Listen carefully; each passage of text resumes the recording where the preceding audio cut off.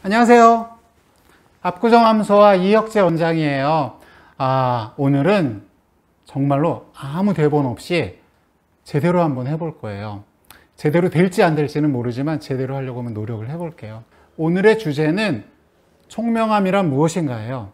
근데 총명함이란 무엇인가가 제대로 펼쳐지려면 그거는 어떤 질문을 던지느냐에 달렸어요. 모든 이 인류를 위했던 여러 가지 학문들이 한 발자국 한 발자국 달라질 때는 무엇이 있었냐면은 정답에 있지 않았어요. 기존에 있었던 모든 정답에 질문이 어떤 질문이었냐에 따라서 어떨 때는 제대로 가고 어떨 때는 뒤로 가고 그런 것들을 반복하게 된 거죠. 다시 말해서 총명이란 무엇이냐?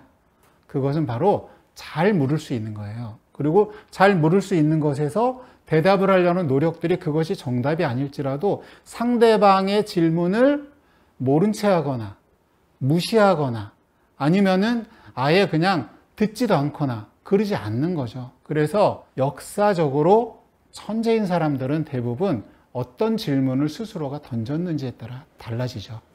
여기 계신 분들 중에서 천재하면 떠오르는 사람 있으면 한 번쯤 얘기해 줘 볼래요? 아인슈타인 있죠. 또 천재하면 생각나는 사람 모차르트. 아인슈타인과 모차르트가 나왔어요. 그러면은 그 비슷한 게 누가 있을까? 그림 그리는 사람 중에 생각나는 천재 있나요? 다빈치. 또 피카소. 그렇죠? 다빈치와 피카소가 있네요. 좋습니다. 그러면 여기에 제가 그러면은 한 사람만 더 물어볼게요. 혹시 글 쓰는 작가 중에 천재다. 이 사람 진짜 천재다. 셰익스피어. 와, 이름 뭐죠? 선생님 이름? 비공개로 하겠습니다. 예, 이름이 이제 공개 C랍니다. 성은 B씨고. 그러면은 거기 있는 사람들로부터 시작을 해볼게요. 제일 좀 앞서 있는 사람으로 치자면 다빈치가 있겠네요. 그렇죠? 다빈치부터 시작을 할게요. 다빈치의 총명함이라는 건 어디에 서 있었을까요? 뭐라고 생각하세요? 호기심. 저도 그렇게 생각해요. 호기심이에요. 호기심인데 또 하나가 있어요. 자기 호기심을 증명할 수 있기 위해서 호기심을 증명할 수 있는 거를 눈에 보이는 물건으로 만들었어요. 눈에 보여지지 않으면은 알 수 없다라는 것을 철저하게 믿은 사람이에요. 이 사람의 핵심 천재성은 뭐냐면은 내가 말해주고 내가 보여주지 않으면은 저 사람이 모르는 거는 저 사람이 바보라서 내 생각을 모르는 게 아니라 내가 얘기해주지 않았고 그리고 내가 뭔가를 만들어서 증명해주지 않았기 때문이에요. 그건 뭐냐? 자기가 자기 스스로에게 대해서도 내가 무엇인가를 알고 있다면은 누군가와 공유할 수 있는 그 힘이라는 거, 쉐어할 수 있다 그러죠. 이 쉐어라는 거는 쉽사리 나타나지 않는다. 그거를 인류상에서 몇 안 되게 발명했던 사람이 제가 볼 때는 다빈치라고 생각해요. 바로 그 다빈치의 총명함에는 바로 무엇이 있느냐? 뭔가를 만들어낼 수 있는 거예요. 이 만들어낼 수 있는 힘이 바로 다빈치를 만들었다. 그럼 이런 거를 잘 만드는 사람들의 총명함을 위해서는 한의학적으로는 어떻게 될 것인가? 그것도 또 생각할 거리가 있겠죠. 제가 볼 때 그것은 바로 뇌를 잘 쓰는 사람들이 그래요. 뇌를 쓴다는 건 뇌에 여러 가지 배선들이 있는데 와이어링이라고 요즘은 얘기를 해요. 이전의 경험을 잘 기억해 놓고 새롭게 예측하는 것들이 잘 맞아 떨어지도록 뇌는 늘 준비하고 있는 거예요. 예측하고 있고 그 예측력이 뛰어나지 않으면은 이런 부분들이 나타나지 않아요.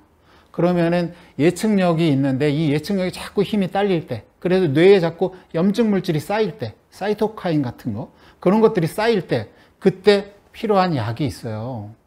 혹시 무슨 약인지 아시는 분 계신가요? 뭐요? 맞아요. 공진단이에요. 공진단이 해주는 일은 뭐냐면은 생각이 이렇게 쫙 모여졌어요. 모여졌는데 여기에서 여기까지는 초고예요. 여기엔 누구나 다 비슷하게 만드는데 이것이 세상에 없는 어떤 작품으로 한 발자국만 더 가면 되는데 그 깔딱고개를 탁 넘어가면 되는데 여기에서 힘이 딸려가지고 포기하고 싶을 때가 있어요. 그동안 잘 해왔는데 근데 자기가 정말 재밌어하는 일인데 그거를 한 번만 더 조금만 더 힘을 줬으면 좋을 때 바로 그때 필요한 게 뭐냐? 공진단이라는 약이에요. 바로 뇌가 총명해지려고 할 때 뇌를 돕는 게 뭐냐? 공진단이다. 이렇게 생각하면 돼요. 그러기에 아주 좋은 사례가 제가 볼 때는 다빈치 같다. 이렇게 생각이 들어요. 이 사람은 얼마나 자기 생각에 대한 확신이 있었냐면은 자기가 보여지는 어떤 부분에 대해서 남들과 함께 볼 수 있는, 심지어는 내 뇌 안의 배선이 아니라 내 뇌와 이 사람의 뇌, 저 사람의 뇌의 와이어링까지도 고려했던 거예요. 그럴 때 필요한 신경 전달 물질에 제일 가까운 게 뭐냐? 그림이고 도구이고 그렇게 되는 거죠. 그래서 그림 잘 그리는 거, 도구를 만들어내는 거, 그거 만만치 않은데 그걸 해낸 거예요. 다음이 누구죠, 그러면? 다빈치 다음으로 있을 만한 사람이 얘기된 중에? 예? 모차르트가 있고 또 모차르트 앞에 있어요. 그쵸? 셰익스피어가 있어요. 그쵸? 셰익스피어가 있어요. 셰익스피어가 잘한 거는 뭐냐면은 그 당시만 해도 영국이라는 데는 뭐냐? 변방이었죠. 유럽 대륙에 있어서 유럽 대륙이 있었고 유럽 대륙으로부터 조금 떨어져 있었어요. 오히려 영국은 북유럽과 더 가까워요. 여러 가지 문화로도 그래요.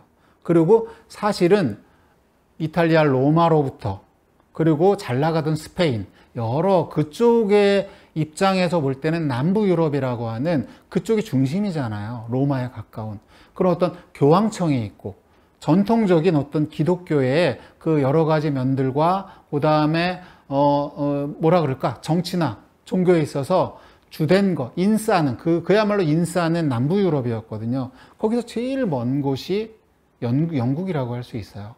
남부 유럽에서 쓰던 말이 뭐겠어요? 라틴어를 썼겠죠. 라틴어가 공식 말이에요. 근데 라틴어가 공식 말인데 그 공식 말에 대해서 다 바꿨어요. 토박이 말로. 이거는 놀라운 용기예요. 말로만 바꿨을까요? 그게 아니었어요. 사람들이 좋아할 수 있도록 관심을 가질 수 있도록 호기심을 놓치지 않게 하면서 묻고 답하는 대화를 만들어낸 거죠. 비극으로도 만들어냈지만 희극도 있었고. 근데 대체로는 비극이었어요. 혹시 뭐 4대 비극 생각나는 거 혹시 있으시면? 둘 다 햄릿. 오, 햄릿. 그리고 리어왕. 또 로미오와 줄리엣은 비극에는 안 들어갑니다. 4대 비극에 안 들어가지만 로미오와 줄리엣도 있죠. 또 햄릿, 리어왕, 맥베스. 예, 맥베스. 그 다음에 또 요게 잘 생각이 안 나요. 약간 뭔데? 오셀로. 예, 오셀로. 이 질투의 화신 오셀로. 그리고 맥베스는 뭐예요? 그 맥베스 부인이 막 이제 이 주술을 걸어서라도 맥베스가 왕이 될 수 있도록 살인도 하게 되고 여러 가지 일들이 있죠. 그 다음에 아까 리어왕은 그 딸과의 얘기 여러 가지가 있어요. 또 누가 있었죠? 하나가 빠졌는데 제가 얘기 중에 안 한 사람이 햄릿. 그죠? 햄릿. 가장 유명한 대사.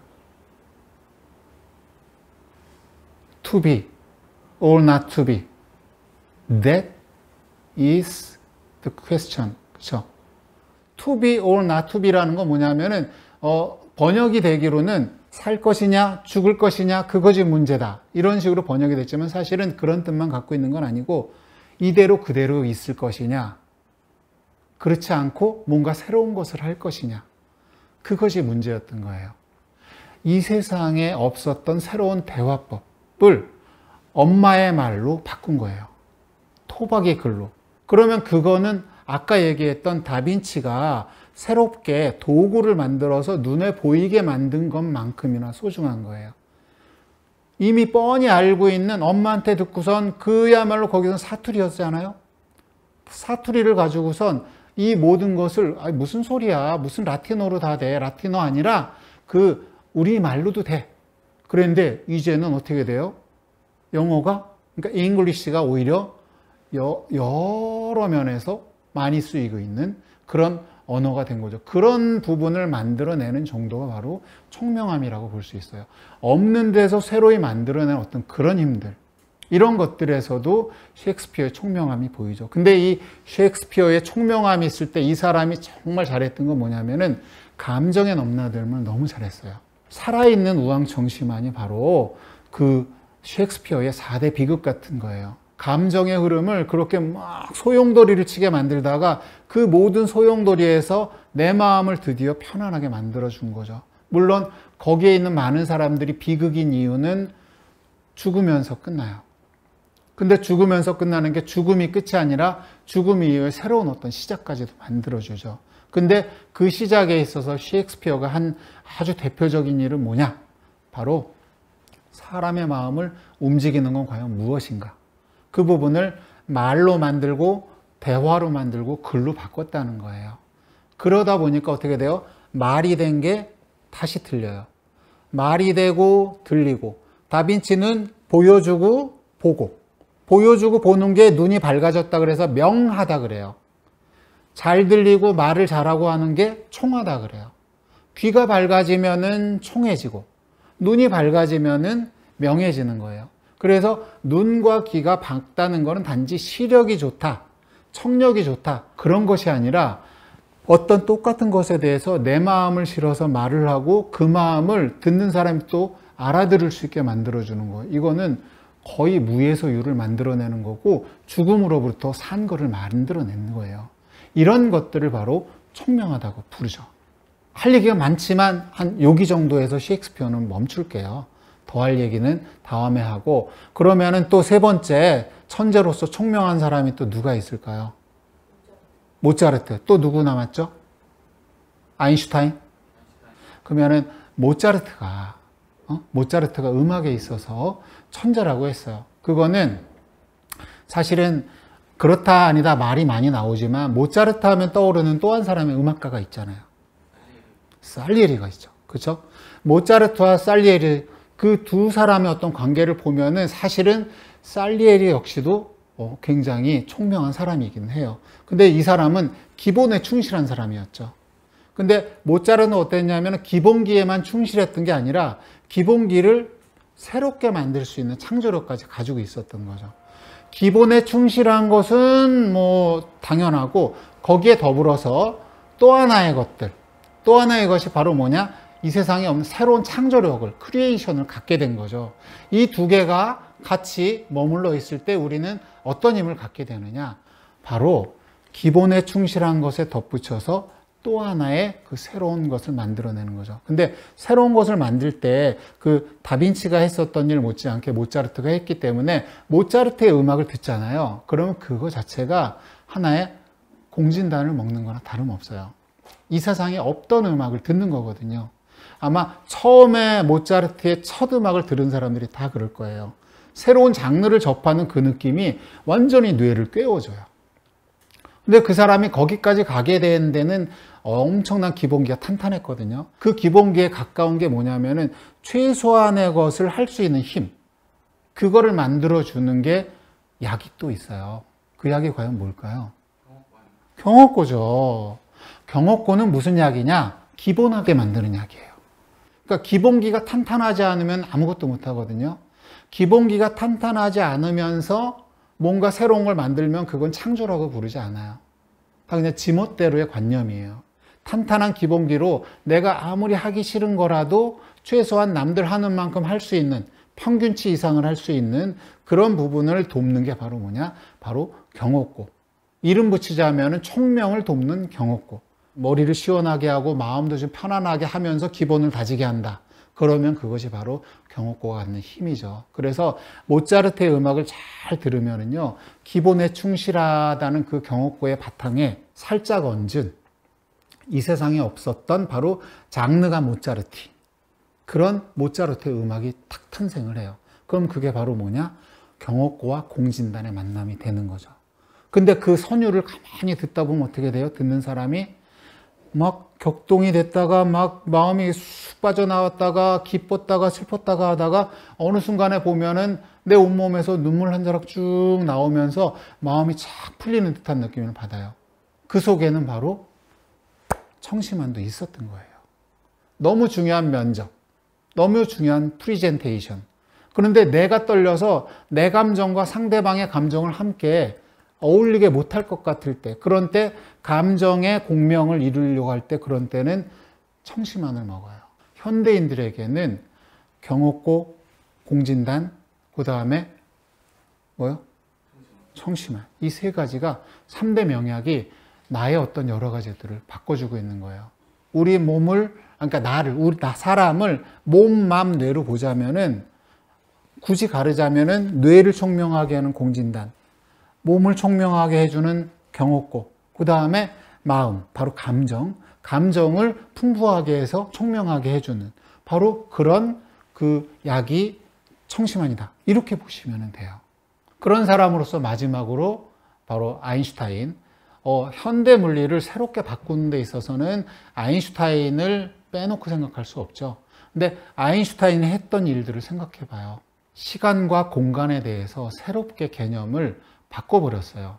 우리가 알고 있는 어떤 시간과 공간이 딱 절대적으로 정해져 있는 것이 아니라 내가 움직임에 따라서, 그리고 상대방의 움직임에 따라서 시간과 공간은 얼마든지 바뀌어질 수 있다는 것까지도 얘기를 하는 게 상대성 이론이죠. 근데 이 상대성 이론이 가지고 있었던 거는 우리가 알고 있었던 기존의 여러 가지 편견들에 대해서 하나하나 짚어서 수식으로 증명을 했다는 거예요.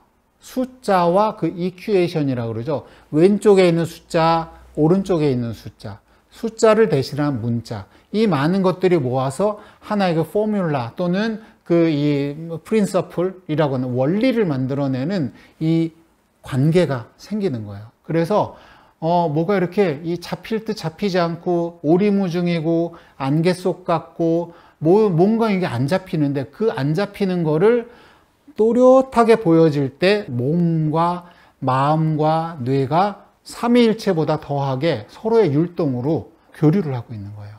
이 교류를 하고 있을 때 나타나는 게 바로 뭐냐? 카피와 크리에이션을 제대로 하는 거예요. 카피를 제대로 못하는 사람은 크리에이션을 못해요. 얘기하다 보니 피카소가 빠졌네요. 그렇죠? 사실은 피카소도 마찬가지예요. 아인슈타인 못지않게, 아인슈타인이 고전역학을 몰랐던 사람이 아닌 것처럼 피카소가 옛날 그림을 못 그리던 사람이 아니에요. 너무 자세한 세밀화를 되게 잘 그리다가 보니까 딱 봐도 아는 건 추상화를 그려낸 거잖아요. 그야말로 큐비즘이라고 부르는, 사실은 추상화보다 더 중요한 게 뭐냐면은 분명히 평면에 그린 건데 그 그림이 어떻게 되느냐? 3차원처럼 보이는 거예요. 그렇게 보여지는 거나 시간과 공간을 새롭게 바꾸는 거나 마찬가지라는 거죠. 이들에게서 담겨져 있는 것이 바로 뭐냐? 얼마든지 있는 거를 카피할 수 있는 능력과 그걸 새롭게 크리에이션 할 수 있는 능력으로 어떤 일을 벌이게 되는지 아세요? 바로 커뮤니케이션을 하게 되고, 그 다음에 코퍼레이션을 할 수 있어요.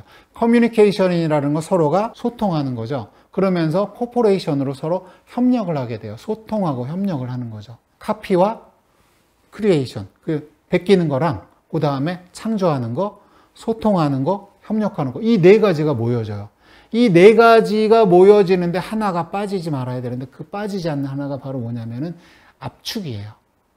컴프레션이 있어서 이 모든 걸 하나로 쫙 모아서 나의 것으로 내밀 수 있을 때, 그 작품이 될 때 그 사람이 뭔가 100년, 200년 가는 게 있으면 그것이야말로 이제 총명하다고 보는 거죠. 마지막으로 그럼 우리가 될 놈 될, 할 놈 할이라는 말이 있죠. 어차피 될 놈은 되고 할 놈은 할인데 그 부분의 사람들은 뭘 하든 돼요. 근데 그런 모습을 보면서 저 정도면 나도 좀 해볼 만한데 하는 마음이 생길 때 그런 거를 도와주는 세 가지가 있어요. 첫 번째가 뭐냐? 잘하는 거를 조금 더 잘하게 해야 돼요. 잘하고 있을 때 시간 가는 줄 모르고 내가 잘하는 거 있잖아요. 그러면 먼저 그거를 잘하는 걸 더 잘하게 해야 돼요. 그런 때 한의학적으로 조금 부족한 게 있을 때 뭘로 도와준다? 공진단. 그래서 저는 그럴 때 이름을 총명공진단이라고 부르고 싶어요. 두 번째가 뭐냐? 기본에 충실한 거예요. 못하는 것조차도 기본기가 되는 거예요. 그 배신감 느끼는 그런 애들 있잖아요. 하기 싫어 죽겠어. 하나도 안 했어 막 했는데 기본은 하는. 그렇죠? 잘하는 걸 잘하는 거 못지않게 못하는 거를 기본에 충실하게 만드는 거. 한의학적으로는 그런 약이 있어요. 경옥고. 이제 감이 잡히죠. 경옥고는 기본에 충실한 거예요. 그래서 그걸 이름하여 총명했을 땐 총명경옥고라고 저는 생각을 해요. 그런 다음에 이런 때 내 감정과 상대방의 감정을 조절하고 싶을 때, 그럴 때를 보통은 우리가 필요한 약이라고 할 때는 바로 그게 청심환이 되는 거예요. 그때 청심이라는 건 바로 뭐냐? 마음이 그냥 맑아진다. 그런 뜻이 아니라 마음에 울림이 생기는 거예요. 연못에 살짝 돌 하나 탁 얹었을 때 청심이 된 상황이면은 그 조약돌 하나 살짝 던진 거에서 그 조약돌만큼 너울너울 되면서 동심원을 그려가면서 생기죠. 파장이 생기죠. 바로 그런 거를 만들 수 있는 어떤 상황을 만들어주는 거예요. 이 세 가지가 될 때를 저는 바로 총명의 내 몸과 마음과 뇌가 드디어 어느 정도 준비가 됐다. 이런 생각이 들어요. 그래서 여러분들 생각할 때 바로 이런 꼭 그 약이 필요하다는 뜻이 아니라 몸과 마음과 뇌가 다 함께 총명해지고자 할 때는 늘 이 생각을 해라. 잘하는 거 더 잘하게. 못하는 건 기본하게. 그 다음에 서로 마음이 이렇게 서로가 마음과 마음이 울리게 공감할 수 있게. 이 세 가지를 꼭 가지고 있을 때 몸도 튼튼, 마음도 튼튼, 감정도 튼튼해진다. 이렇게 보시면 될 것 같아요.